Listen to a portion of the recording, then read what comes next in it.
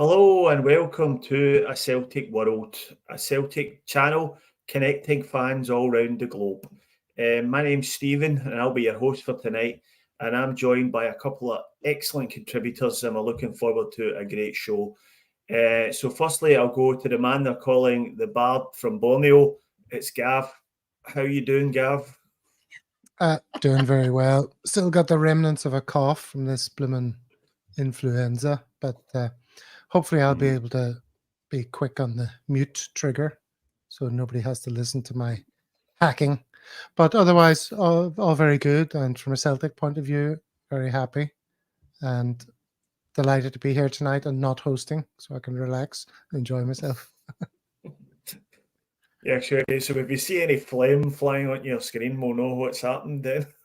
It's definitely phlegm, I can guarantee. Okay, yeah, well, thanks for confirming. Yeah. And also joining me tonight, straight out of Chi-Town via South Korea, we've got Dano. How you doing, Dano? Good, man. Good. Always good to be here on a Monday. Yeah, especially after a surprising result, given what happened with the cartage and all that over the weekend. But yeah, great, man. All right, and I'm joining you from Sydney, Australia tonight on the East Coast. So you're all very welcome, and welcome to all the guys already joining us in the comments. If you're not aware of who we are, we do a live stream on a Monday and a Thursday, and the times can be found on our social media. So please like and subscribe to the channel, as that really helps us. We're just new, we're just getting off the ground, and the more likes and subscribes we get, the better it is for us. So straight into the comments and straight into bat is Frank Brennan. With the very silly headline of "Let's Livi top." Rest assured, the Liam Eason karaoke slot is going to plummet new depths of excruciating mediocrity, but all done in the best possible taste. So yeah, thanks for that, Frank. Right in there straight away. So you watch this space if you think you've seen mediocrity. I mean, isn't that the Celtic World Garrett? Isn't that our guarantee? I mean, that's basically that's what we do. Yes, excruciating mediocrity. Yeah, and Mickey Moynihan chimes in with nice PJs, Gav. Thank you. And Frank again said it's not the hacking they're worried about, but only the singing. Yes, I shan't be singing today. You'll be relieved to hear. Oh, maybe. Not me. You never say never. Perhaps never say never. I don't know about the relief. Right. Yeah. Okay, so tonight we're going to talk a little bit about the game on the weekend, and some of the main incidents that came out of it. We're also going to have a chat about how we think Brendan Rodgers is going, and we might touch a little bit on plastic pitches and see what our general view is on them. Yeah. We're also going to discuss social media and some of the sort of hot social media topics around Celtic socials this week. So please feel free to join the conversation. So first up, Livingston 0, Celtic 3 from the Tony Macaroni Stadium in Livingston, euphemistically known as the Spaghetti Had. I was explaining that to my son on the weekend there, how it became to be known as the Spaghetti Had, and he found it hilariously funny. Oh man, I laugh every time, man. Every time. I absolutely love that nickname.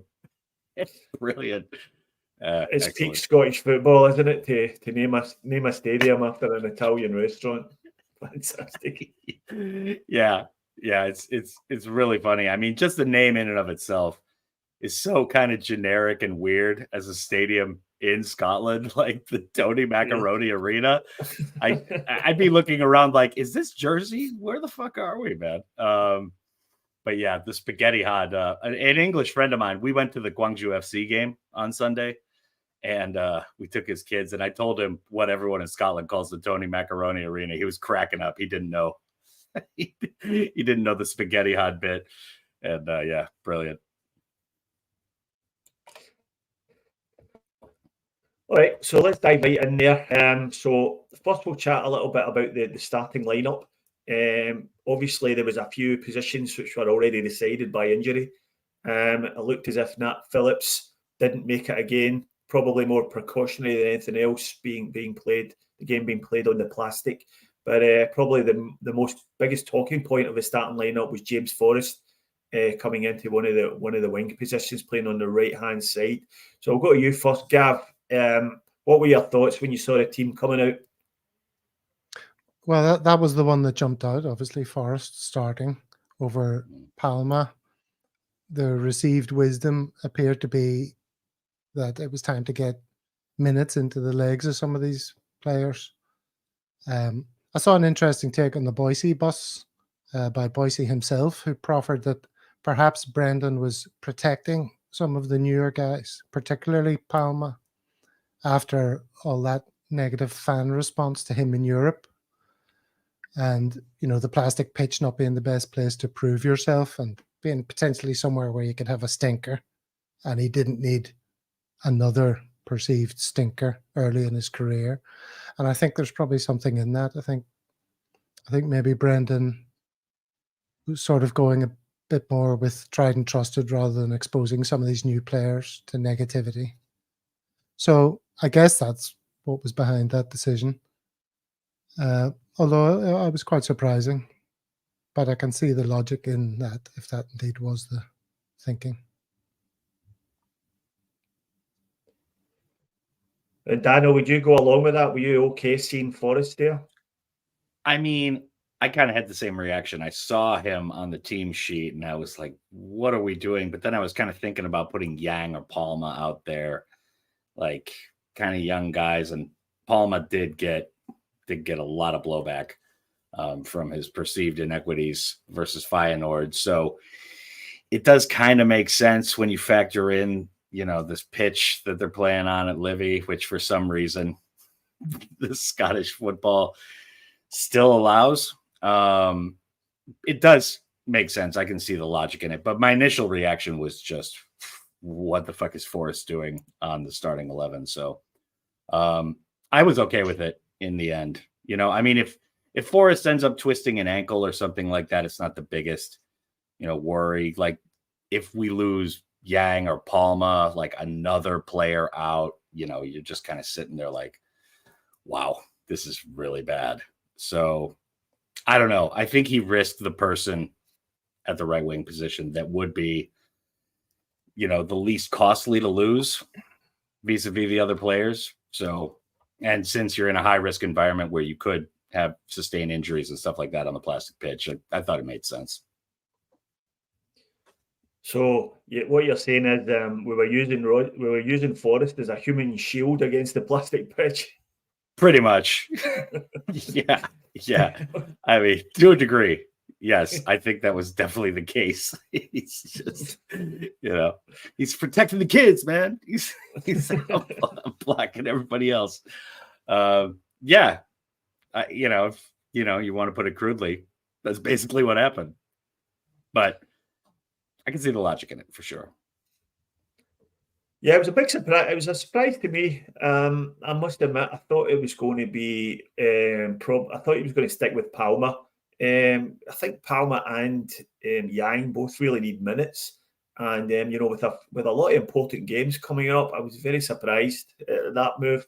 Not really sure what Forrest brings to the team. Obviously, he's had many years and many great years dedicated to Celtic. But I just don't know what he brings now he's later on in his career. And I was very surprised at that. But, he only lasted a short while and then he was hooked off as a sacrifice when Hart was shown the red card. So we never really got a chance to see what he was really meant to be doing there, which is what I'm mainly driving at. So that was probably the only surprise from the starting 11. And the rest of the team probably picked itself. There was no real surprises here. Hatate was back in there again after having a fairly poor game against Feyenoord. But I don't think anybody really expected anything else. Is that fair, Gav, or were you expecting maybe Turnbull to come back in? Not really. I think it was largely the team that people expected. But, overall, I just get the feeling that Rodgers is well, we'll talk about this later, but he's very calm. He's taking the long view. He's using the squad, and he's being sensible managing players. He knows it's very early in his tenure and in some of these players' Celtic careers. So, and you can't argue with the results. So, even though circumstances, the way they played out, were not those that he'd predicted or managed for in picking the team, everything went swimmingly, really, in the end. Yeah, so Frank Brennan's saying tried and trusted Forrest is always on the bench because he's been tried many times but sadly can never be trusted. And if you're protecting Palmer already, then alarm bells should be ringing. Is that fair, Dano, or is that too much of a stretch? That's a little harsh on Forrest. I mean, more than a little harsh on Forrest, but Forrest is definitely past it. I mean, what is he, 32, 33 now? I mean, we've lost a few steps. It's not like talking about Callum McGregor or something like that. I would say Rodgers is just being extra cautious. I mean, it has been an injury crisis, especially in defense, but it just seems to be going through the camp like a rash. So he's just being very careful. And I think that's the right move to make, given how many players we have and have had on the treatment table. You don't want any more. So using Forrest as a human shield, all right, that's okay. All right. So we started the game, I thought, quite well. We looked as if we weren't having too much trouble with them, with the big centre forwards. That their game was basically just trying to get an early ball up to two big guys up front and try and bully our sort of inexperienced central defenders. But I thought we did well in the early stages of the game and deservedly went in front from the penalty spot. Gav, what do you reckon about the penalty decision? You okay with it? Well, absolutely. But I have to tell you, unlike Brian, who turns off the games when there's too much stress, I was at a family function that went on a bit too long and I didn't get back in time to see the early part of the game. So I walked in to see Beaton in goal, which was obviously quite startling. And then I heard the commentator say Celtic were 1 goal up but 1 man down. So it took me a second to realise what must have happened. Obviously Hart's been red carded, Bain's come on, somebody else has gone off. It's clearly Forrest. So I was a bit in a state of confusion, and my confusion was added to by the fact that I couldn't see the ball very well. Did the commentators discuss that in the first half? Why were they playing with like what looked like one of those old grey balls with all the paint or the leathers come off it, that we used to play with? You couldn't see where the hell it was going. Did you have the same experience? Yeah, I think the problem was I mean, we'll talk about this later, but the pitch is just such an awful thing to look at, and it's not just terrible for players to play on; it's visually terrible as well for that reason. You can't see the ball moving properly, and even the strips were sort of. I mean, it's a good job. If Celtic had been wearing their green and white strip, I don't think you'd be able to see the players properly either. When the ball's moving fast, you just couldn't see it. It was just awful, absolutely terrible. I mean, yeah, it looks that pitch looks like a carpet kept in somebody's grandmother's house or something. Got installed in like the 70s, and now it's just still around. Very strange, very strange. But yeah, visually it was a nightmare, man. Absolute nightmare. But the commentators didn't mention the ball because the ball kind of looked like an unusual ball to be playing with. It looked like a worse choice of ball than just like a plain white one, or Anyway, I found that very odd. But the first goal, lovely ball from inverted fullback Greg Taylor to Hatate, who was clearly fouled. Gave Beaton no choice but to give it. So we got the penalty. And Dano, what did you think about the penalty itself from Hatate? Do you think it was a pretty ordinary strike, wasn't it? Oh, man.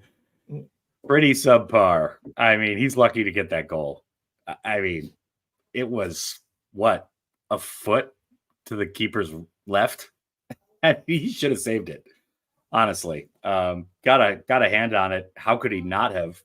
I'm glad Hatate scored, though. I mean, I think that kind of helps him to start get rolling, into the season, because he's had the injury. It's been kind of stop and start with him, and getting Turnbull picked over him by the gaffer. So I think this might have Hatate kick on him. Yeah, he had a bad game against Feyenoord, but I'm expecting good things in the future now that he's kind of opened his account for the season. Okay, so we get the penalty, we go a goal up, everything's going swimmingly, and then the good ship Celtic kind of flounders on the rocks a little bit due to a kind of moment of madness from a few people, to be fair. The ball goes over the top of our centre halves, and Joe Hart comes flying out of the box and collects the striker. And to be honest with you, I don't think the referee had any choice but to show him a red card. Any problems with that decision, Gav? I know you're a big fan of the referees. I got no problem with that decision. I think Chris Sutton, who's come in for some stick for some of his takes on the game, was right when he said, if you do that as a goalkeeper, you've got to be first to the ball. And he just came out and clattered the striker. So all that talk about whose feet were where at the time of the collision and what the striker was doing, it all means nothing. He's definitely getting carded. Beaton couldn't wait to card him, of course. Had that red card out of his pocket like in a flash. Wanted to card him as he was on the ground still, I swear he was hitting him with the red card at one point. Yeah. So, I mean, I don't want to draw too much into that, but again, we're talking about Joe Hart. Again, it was a decision that he made. We've been saying for about a season and a half that we should have been preparing for a change of goalkeeper. Still nothing has happened. Joe Hart's had a lot of praise so far this season, deservedly so. He's had some good games, but he's not getting any better. He's not getting any younger. And as I've always said, I fear he's going to continue to cost us this season, maybe in some of the bigger games. But, it's not all bad. He made a great save early in the game, didn't he? Point blank save that almost was scrambled in, and McGregor cleared it pretty much off the line. I didn't see that happening at the time, but I've seen it on the highlights. But yeah, it doesn't make you think Joe Hart's definitely the ongoing answer. Yeah, I mean, I agree about the penalty. I think it was, the red card. I think it was a red card, but you just know if that happens in a Rangers game, there'll be some story concocted about the player going away from goal or something, or some crap like that, and he'd have been given a yellow for sure. But I don't think we can have too many complaints about it. So as a result of that, we see the introduction of the lesser spotted Scott Bain in the sticks, a man who nobody trusts at all. But how do you think he did, Dano? He did all right, given the caliber of quote unquote opposition that was going on. I mean, did his job, did his bit. It was all right. I mean, back to the Bain, back to the God, who am I talking about Hart, here? Joe Hart. The Joe Hart penalty. I think 2-3 years ago, Hart is fast enough to get out to that ball. That's the thing. But he doesn't realize he's not quick enough to get there now. And that's the thing. That's the whole thing with that penalty. But once you're out there, you're in no man's land. You gotta go balls to the wall and go across the DMZ. So he just had to go with it, and it's unfortunate for him. But yeah, I mean, it's a joke if we're gonna count on Scott Bain for any period of time this year being our first choice keeper. If Hart is out for an extended period of time, some kind of injury, or he gets another red card because he doesn't realize how much slower he is, that's a real worry. I mean, Scott Bain has been past it for a long long time. I mean, I'm actually convinced they're just keeping him there for like the Champions League domestic numbers, and that's it. And, you know, it's fine to have him as the third string guy or whatever, but to have him be the first guy for any period of time would be catastrophic, guaranteed. Okay, so while we're talking about Joe Hart, this might be a good time for a little musical interlude. I know Frank Brennan in particular has been hanging out for, so let's have a little listen to this. Oh, sorry, Gav. I think it's worth pointing out that this is a guest singer appearing this week. So Brian from Thursday Nights has given us his take on a Neil Young classic in praise of Joe Hart. So take it away, Stephen.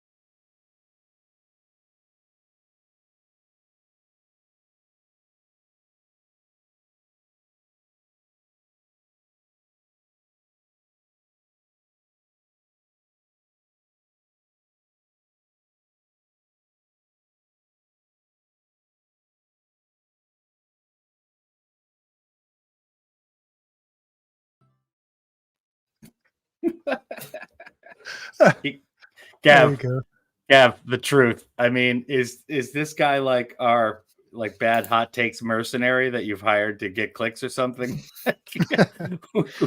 we've had the thrown in the towel for Livi, and then we got this.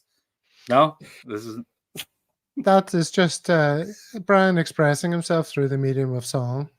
No, he did the singing and the lyrics and all that and sent it to me, and obviously I added the imagery. So he's praising Joe Hart, but the images kind of tell a slightly different story. It was a bit harsh. I was wondering about that too. Yeah, it wasn't exactly imagery that would be in praise. Yeah, interesting. Well, Frank Brennan doesn't believe it's not you, Gav. He says, "Get singing my arse." He said that before the singing began. I'd like to think that he instantly clocked that it wasn't my dulcet tones. The David Reed says, "Come back, Gav, all is forgiven." With Scotland, Neil Young will be shiting himself. I think he means Tom Petty. Oh no, yeah, it's Neil Young. Yeah, right. Yes, Neil Young.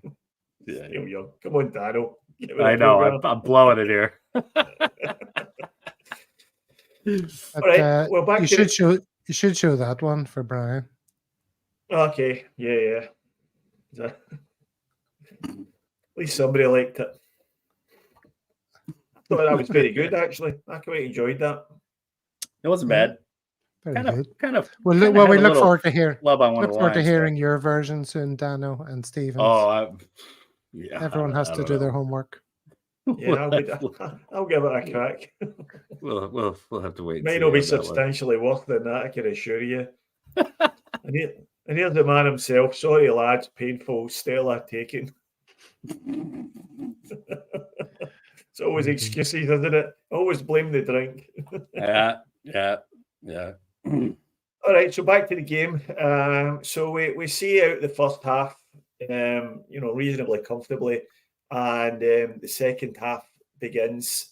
Early scare from Scott Bain, dallying on the ball, almost gets caught in possession. And to be honest with you, I think a better striker would have scored there, but the Livi striker manages to chip it over the bar.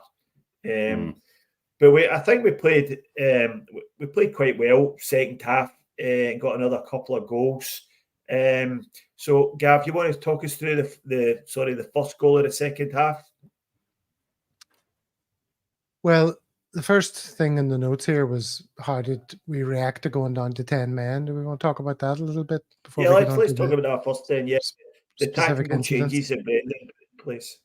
Yeah, because I've seen a lot of people praising him and saying, as soon as that happened, he gets his wee notebook out and he scribbles away furiously, and that's when Rodgers comes alive, when he has to, be on the spot in game management, and you heard him talking about how they always have a plan. He has a plan for these contingencies, which is pretty refreshing after hearing, there is no plan B for the past couple of years.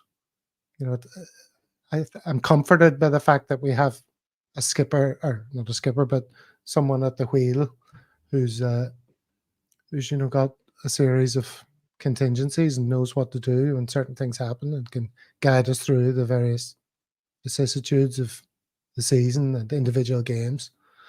So he knew what to do in the event of us going down to 10 men. He communicated it to his captain. He seemed to be saying to get the fullbacks out wider. They'd kind of been playing inverted prior to then.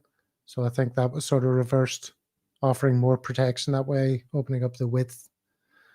And the players worked very hard for each other and minimized the impact of going down to 10 men. I thought magnificently like that. That's really the main positive we can take from this game. Adversity struck, but we rose above, and how. And yeah, Daniel, one of the things he did was he pushed Kyogo out into a wide position on the right hand side, and that led to the second goal, where he got free behind the fullback, swung in a really good cross. Daisen Maeda made all manner of messes of the finish, and the ball break to Matt O'Reilly, and he tucks it away. But it was a really good bit of play from Kyogo, and a fantastic cross, wasn't it? Yeah, absolutely. That's the two things I noticed. Kyogo kind of going out wide, and then the fullbacks going out wide. I think we got a little bit of fluidity kind of with that formation, but also I think going up against a team like Livi is kind of great to have 10 men because they're going to be pressing up against us. It'd be better practice for Europe and getting ready for what's going to happen in Europe than it would be normal Livi just sitting back, huge block of guys in front of the goal and just playing, catenaccio, whatever, counterattacking football. So I thought it was a good test for everybody on the pitch, man. They were coming up higher, they were coming out, and it was an actual game of football rather than just, them sitting back and waiting for us, Yes, I mean that second goal kind of killed the game, didn't it, Gav? And after that, I don't think there was really any other sort of scares for us in a defensive sense, and it was fairly comfortable. So we saw the game out quite comfortably. Yeah, absolutely. And the story of the game was Daisen Maeda, really, in that goal and the next goal. That's him in a nutshell. He fails to finish from point blank range, which thankfully somehow turned into an assist for O'Reilly. And then the next headline is that he creates an opportunity from nothing, really, and scores a worldie. And in the first moment, you could see him. He's kind of stood on the line, just wondering how he didn't finish when O'Reilly scored. And O'Reilly's off celebrating. He's still standing there, going like, "How did I not finish that myself. And there was another time, wasn't there, when Kyogo was out wide on the right, played him through into the middle, low ball from Kyogo, and on-rushing keeper. And I don't think Maida showed the decisiveness needed in those circumstances. You know the incident I'm talking about? You have to get to the ball as quickly as possible and then lift it over the on-rushing keeper. And he sort of waited for the ball to come to him in a way. He didn't go to the ball. He didn't get there as early as he could have, given the keeper time to come out. And then he wasn't able to lift it over him well enough. And I thought that was a bit disappointing. You know, a more clinical, instinctive striker scores that. Yeah. You know, and then Maida's goal. O also had a poor shot from a gorgeous little flick from O'Reilly. And he was pretty bearing down on goal. Didn't even get it on target. But Maida's goal itself, you know, he created that opportunity, didn't he? By harrying the defender and then chop back. Defender slides on his arse. And then he scores it with a left foot high into the goal. Wasn't quite the top corner. Not sure what the keeper was doing. He was down on one knee or something, expecting a low shot or something. And it sailed past him. But yeah, I mean, that's Maida for you. He's a very confusing character. Yeah. Yeah, I think we got the full Daisen Maida experience, didn't we, on the weekend? I think he was pivotal to the way we were playing with 10 men, because he really did.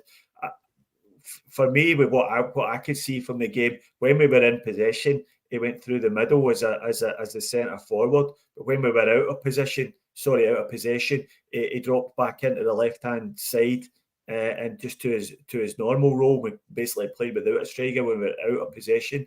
But some of the energy shows, some of the pressing he does, even late in the game, the 86th, 87th minute, he's still shutting players down.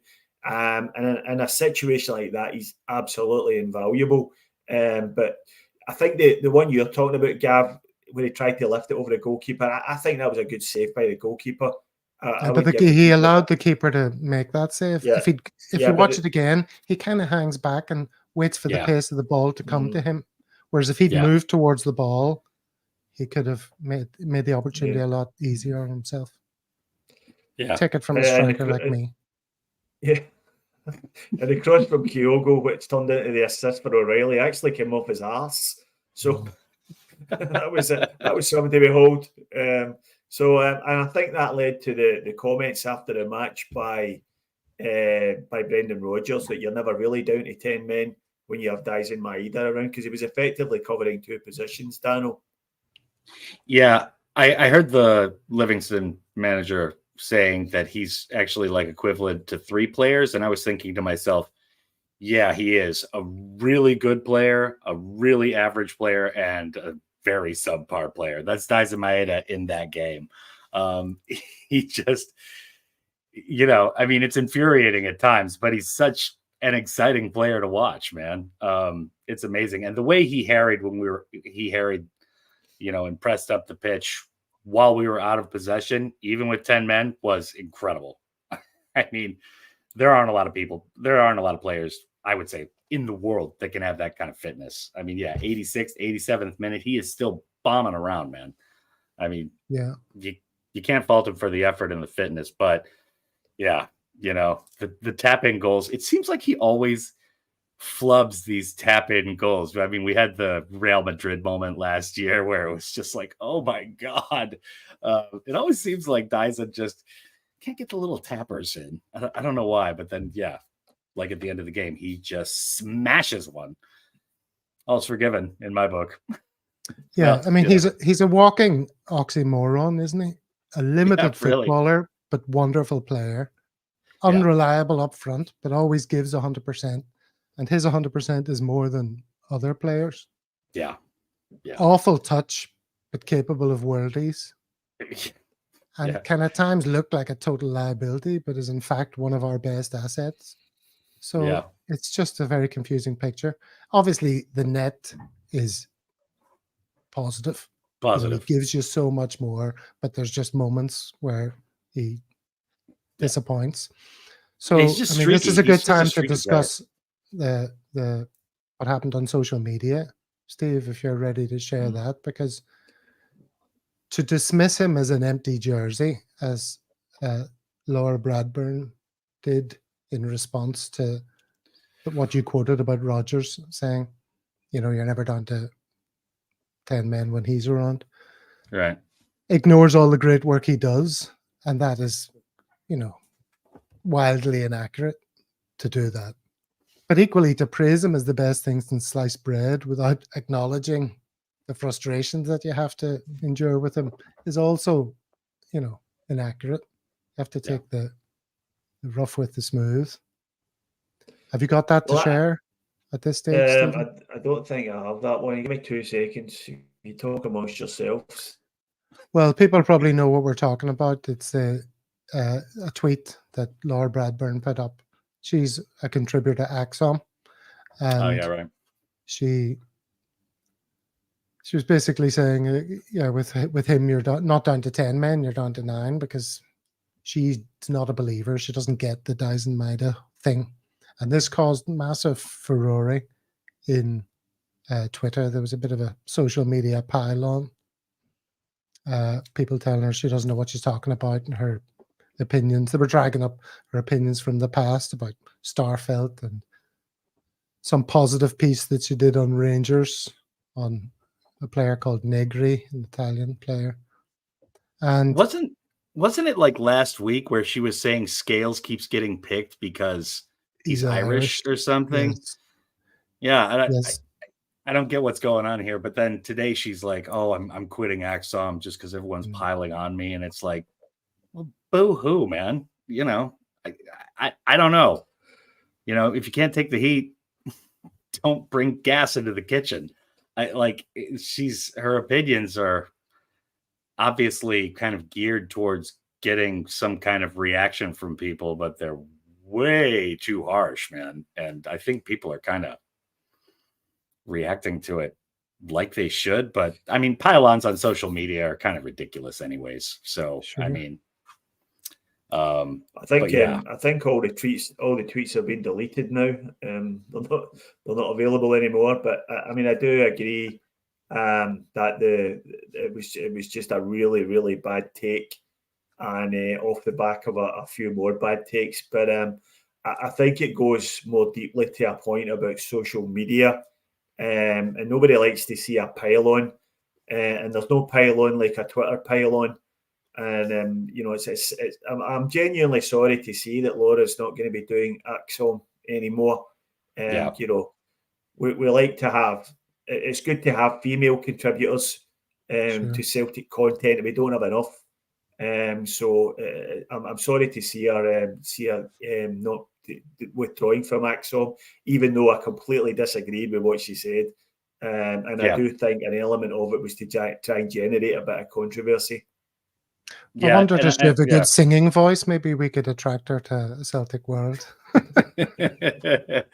Yeah, and don't get me wrong, I love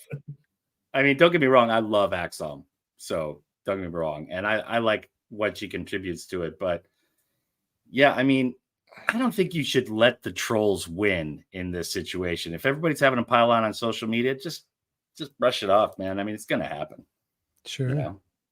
But and the bigger point is, of course, you know, her views are her views. Yeah. And she says she's not going to go into Axom again because of that they've been you know, people are accusing Axom of somehow sharing this opinion or whatever. Obviously, fan media is an opportunity for individuals to say their piece. You know, we don't have a charter that we all sign up to, that we all have to say this about the manager or anything like that. Everyone's free to agree, disagree. You know, like we saw from Brian last week, he expressed his opinion. The other 3 people on the show immediately disagreed in the strongest possible terms. You know, it's just people expressing opinions. You know, get over it. I mean, I think with the whole keyboard warrior thing and everybody on social media, you know, there's just this filter with computer that just makes people unable to disagree in any type of civil manner or act like themselves. I mean, it's just like these personae people take on. And generally, it's very negative and just hyper vitriolic. And yeah, but you shouldn't let them win. That's all I'm saying about this. She definitely shouldn't quit Axon. You're right, Dano. And a certain Celtic contributor was actually bullying us during the week for when we all predicted that Celtic would beat Feyenoord, if you remember correctly. So, not bullying you, just pointing out the keats that was spoken on that episode. Oh, prognosticators of prognosticators. Thank you very much. Come on. Yes. I mean, I would just thank him. That's the free marketplace of ideas. We're free to disagree. If I thought you were all talking absolute pish, I have to be allowed to say that, Stephen. Yeah, you are allowed to say and that. You did. You did, yeah. And just the same way as I went to bed crying that night. But that's okay. Sure I don't mind that. Sure Kaiser's in the comments? Yes, yeah. Gets everywhere. Gets around. Kaiser, come home. Right. Okay, so the game, I want to grab your man of the match before we move off the game itself. The Sky TV commentators gave it to Greg Taylor. Not really sure I agree with that. Gav, what's your take? Who was the man of the match? I mean, it was obviously the gorgeous Matt O'Reilly. Yes. I thought he was clearly the man of the match. Yeah. But it'll do Taylor no harm to get a little attaboy, as they say in America, Dano. Yeah. And good to see Taylor have a decent game. Let's be honest. It's been a while. So good to see him, back on the good side, the positive side of the scorecard. So that was definitely good to see. I wouldn't put him in man of the match, though. For me, it was undoubtedly O'Reilly. And O'Reilly might end up being, the Premiership Player of the Year with the season he's having so far. I mean, he has been fantastic on both sides of the ball. I kind of don't want him to be too fantastic because I don't want this to be his last season. And I have the feeling that it's the last season of him and Hatate together. Yeah. That makes me sad. Hey, that's why we got to keep shoveling in these young kids, man. Sorry, Stephen. I was reading a report today that they're considering promoting him to the Danish national side, to the senior squad. He's only been playing the under-21. So when he hits that sort of level, I think you're right, Gav. I think we're going to struggle to hang on to him probably in the summer. He's been excellent up to now. He's been sort of the most improved player, I would say. And I would agree with you that it was our man of the match on the weekend. Maybe an honourable mention, I think, should go to Kyogo as well, who I thought was brilliant in that wide position, playing out of position. He swung a few really dangerous balls into the box. And you know what you're getting with Kyogo. Just 100% commitment, and he'll give everything for whatever position you want to play him in. I think you could probably put him in goals and he'd be just as good. Yeah. I think Kyogo kind of reminds me of like a fruit fly. Have you ever tried to capture one of those in the air? He's just so tiny and quick and unpredictable for defenders. He just causes so many problems on that end of the pitch. Even if he's not touching the ball, no matter what he's doing, his work rate and everything is just unbelievable, man. But yeah, he had a good game, no doubt about it. I think a lot of players put in a good shift. Yeah. Definitely. Right, so the next thing I want to talk about is Brendan Rodgers and what we think of his sort of display after the game, where he rescued a young fan from the grips of the dastardly Livingston stewards and returned them to the crowd. Do you think the support are starting to come round to Brendan? Well, I'll go first on this. I see people suggesting that he was a paid actor, and that was all a scene that was concocted to help Brendan's settling into Celtic again narrative. That was one take I saw. I saw another one. This guy, I don't know if you know Fog Football on YouTube. Yeah. Oh my God, it's dreadful. this was the worst take. And this is a guy who I think he's definitely a Rangers fan. I think he's from Northern Ireland originally, but he has like a really studied fake Scottish accent, which is very odd to listen to. He called it an assault on the steward by Brendan Rodgers and equated it to the Rangers women's assistant coach's attempted headbutt on Fran Alonso, as if somehow those two events are similar in nature. Absolutely ridiculous. Yeah. In all seriousness, though, I think a brilliant moment, and one we will look back on as pivotal with regards to Brendan Rodgers Just trying to add 2.0. this to the screen so we can see it. Can you see that? Yeah, it's stuttering a fair bit, but I'm sure everyone's seen it from various angles. It's a nice moment. Yeah. Yeah, good. What was it?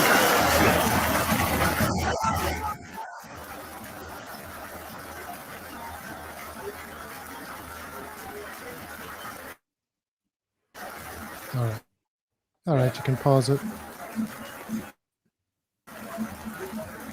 You can pause it, Stephen, at any time. I mean, Dizzy? you know, it's good stuff, man. Because, I mean, what would they have done to that kid? You know, I mean, stewards and security people, they go over the top every single time, man. I mean, maybe they would have let him go. I mean, he seemed like a young kid. He looked like, what, 10, 12? I mean, a little kid, but big up to Braj, man. That was a good move. You got to stop calling him Braj, or Yeah, there's going to be a social media pile. Never. That's fine. Whatever. I'm not paying attention anyways. But yeah, it was a good move. I mean, I heard a lot of people, aside from the false flag theories, I definitely saw those, was, oh, he's just such a slick operator. You know, he's just doing it for his PR and to make it up with us and all that type of stuff. It's like, bullshit. Shut up. Like he just did what he thought was right in the moment, you know? And it was the right move. I mean, it's just a kid, you know? Not like it was me half naked. That's not an image any of us need. We don't need to see that, do we? I think Rodgers reacted in the human way to the sight of a fully grown man rugby tackling a kid and landing on him. Could have broken his arm or something. Yeah, but man, there's no doubt that it crossed Rodgers' evil mastermind mind within seconds as he was walking to the fans thinking, oh, this is going to be brilliant. This is going to be brilliant. You know he was thinking that. His mastermind within his own mind. Ooh, that's a lot of brains. And what do we think of Brendan Rodgers' scorecard up to now? You know, there's been a lot of doubters, I think it's fair to say, especially since when we went out the cup to Kilmarnock. There's a few people questioning whether we made the right move. I don't think that was helped by the fact that Ange is probably, you know, going from strength to strength in the EPL. And a lot of people had a little bit of regret there. But now we've had sort of three tactical masterclasses from Rodgers. One at Ibrox against Rangers, one away to Feyenoord where we didn't get the result, but I think his tactics were spot on. And another one on the weekend there when he just rearranged the team after we went down to 10 men, and he really is a master at that. So how do you think his scorecard's going, Gav, and how do you think the sort of mood of the support is? Well, I think he's building up momentum very nicely, quite slowly. He's an experienced guy. He knows it's early in his tenure, as I said previously, and he's very calm. It's not his first rodeo. I think he's working very professionally on a longer timeline than we as fans tend to react. I really think he means it when he says over his time here, he's going to build a very strong team in his likeness, in his style. You know, the transfer window that we just had was undeniably awful at addressing what was really needed. We've said it a million times. Keeper, left back, striker. And that already has and will probably continue to cost us in Europe this season. But, I expect him to address that in the coming windows, possibly to a meaningful extent in January. So I think it's all going according to plan, more or less, for Brendan. And the long-term outlook is good. And it looks like Michael Beale is going to cling to his job a bit longer. So that's also a positive for Brendan. What about you, Dano? Any Ange regret lurking around there? Not really, I would say. Yeah, I have been paying attention to Tottenham and them playing, and it's been fantastic for him. It almost strikes me as too fast a start. I mean, it's still early doors on the season and all that type of stuff. But yeah, to be undefeated at this point, given the amount of players on stretchers so far this year, has been genius, man. And to win 3-0 against anybody down a man is fantastic. Yeah, he's had a couple really good moments as a tactician so far in difficult circumstances. It's got to be noted. So he's been pretty much exactly what I've been expecting so far. And I had high expectations. So it's been very good.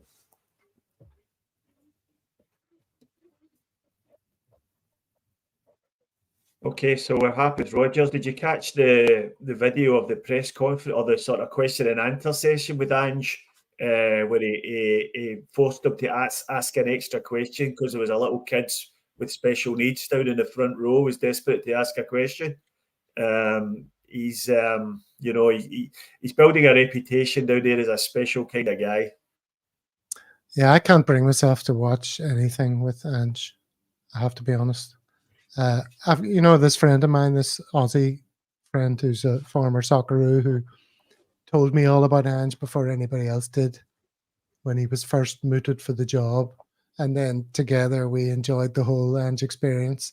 I'm still fucking annoyed that he disappeared 2 years into a 4 to 5 year European project.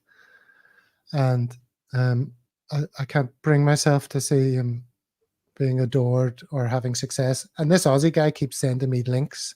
And I'm saying to him, look, I'm not interested. I don't watch the EPL. I'm not a Tottenham fan.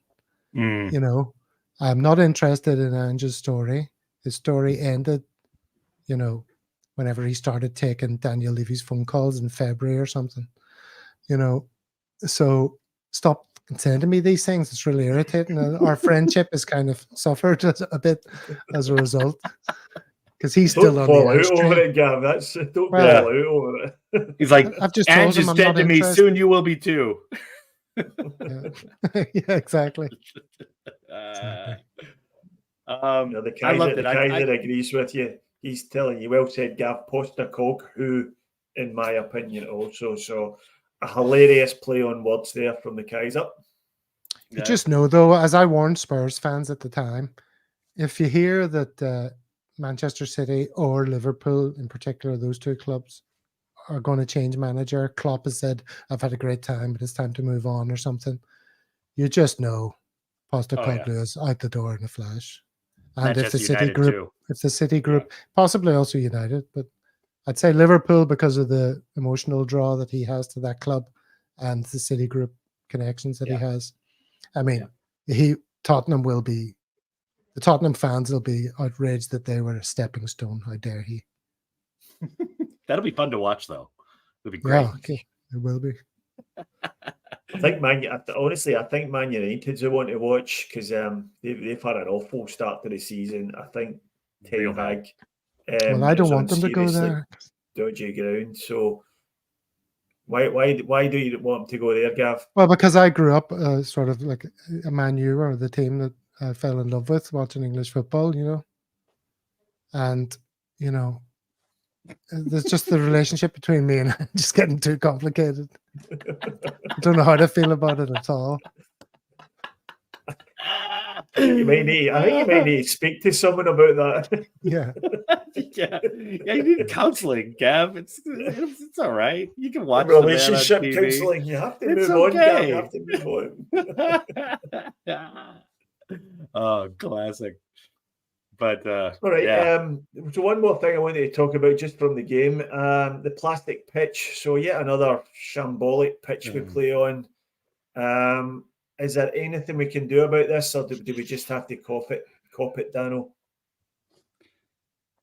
I mean, the SFA can clearly do something about it. The Premiership can obviously just ban plastic pitches and make them pony up a little bit of cash and get a grass pitch.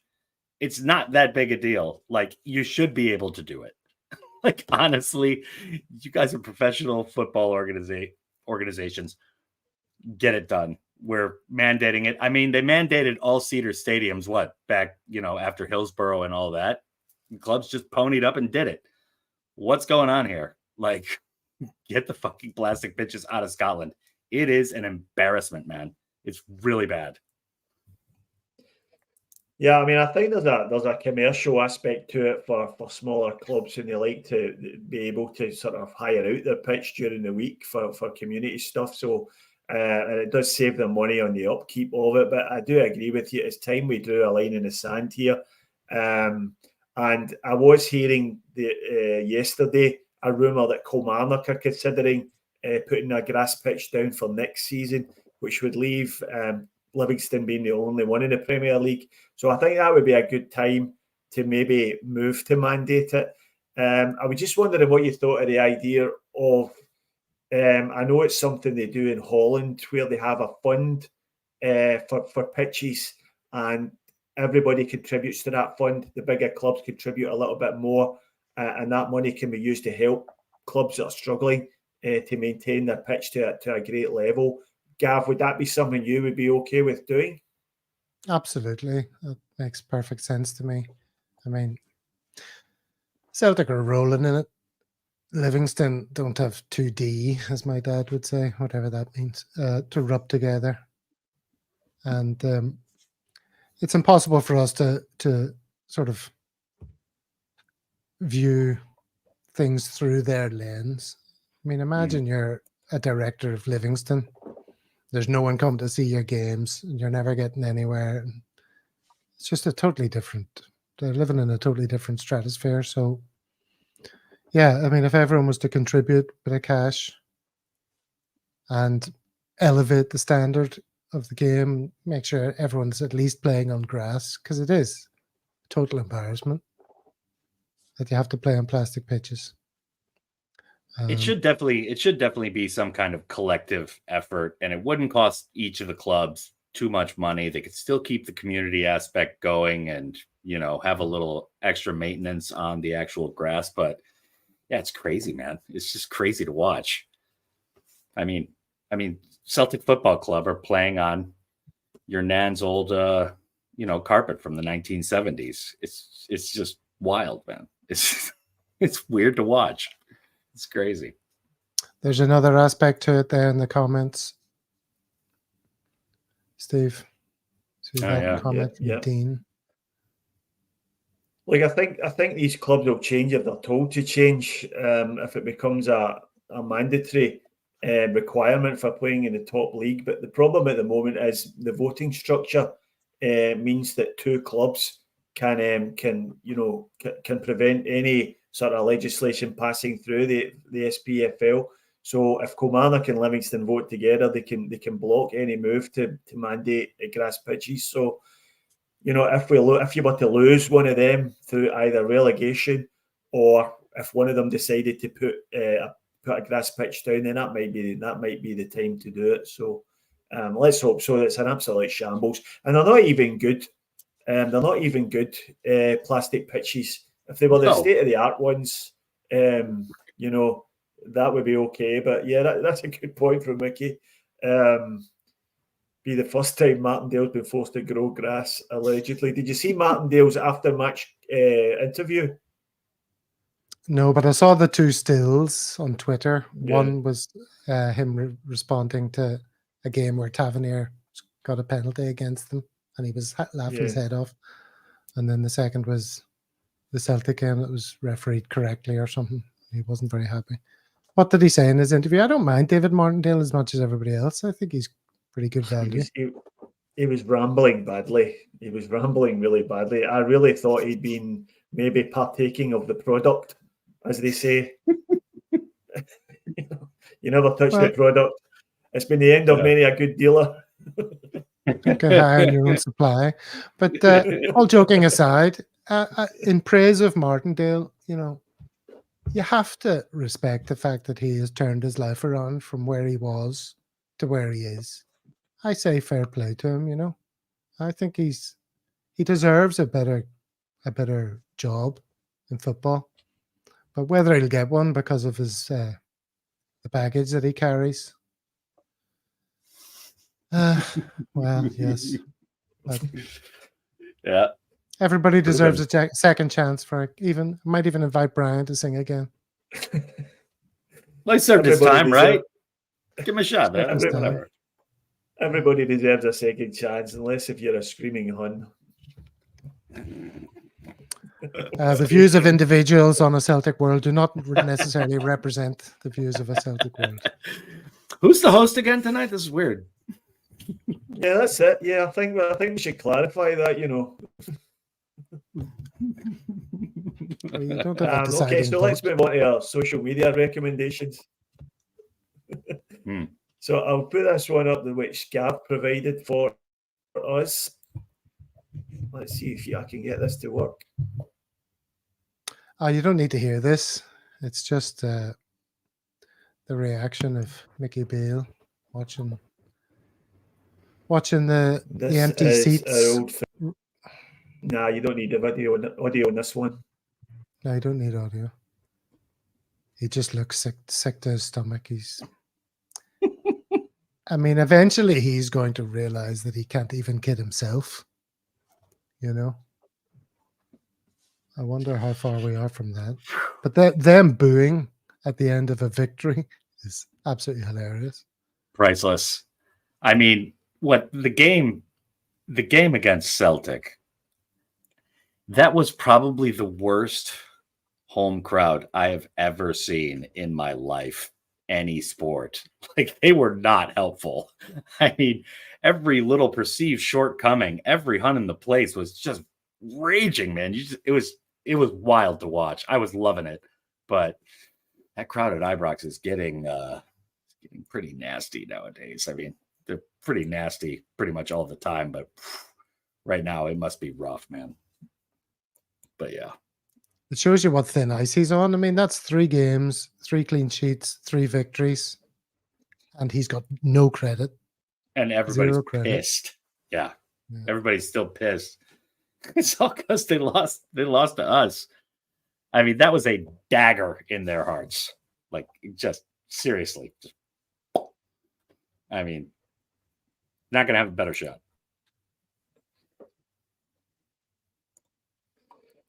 To Dano's social media recommendation, I'll just pull this one up, and this was a picture. You want to talk us through this one, Dano? There's Baz.